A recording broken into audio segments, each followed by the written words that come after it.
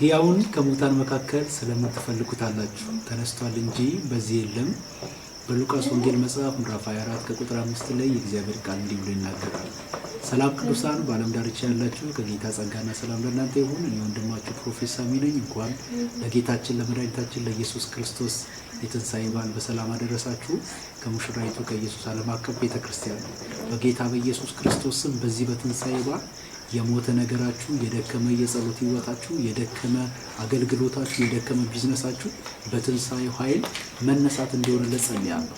ይህን ጸሎት በኢየሱስ ስም በምትሰሙ ሁሉ በማመን አሜን በማለት ተቀበሉ። በናዝሬቱ ጌታ በኢየሱስ ስም የትንሣኤው መንፈስ በላያችሁ ላይ ጠራሉ። በሞተው ነገራችሁ ላይ፣ በደከመው ነገራችሁ ላይ አቃተኝ አልችልም ባላችሁበት ምዕራፍ ይሄ የትንሣኤ መንፈስ በኢየሱስ ክርስቶስን በላያችሁ ላይ ይሁን። መጽሐፍ የእግዚአብሔር ቃል ሲናገር ኢየሱስ ክርስቶስን ከሙታን ያስነሳው ያ የእግዚአብሔር መንፈስ በእናንተ ዘንድ ቢኖር ለሚሞተው ሰውነታችሁ ህይወትን ይሰጣል ይላል።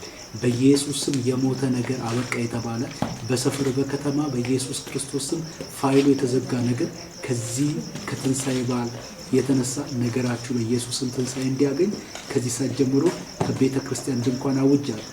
ሻሎም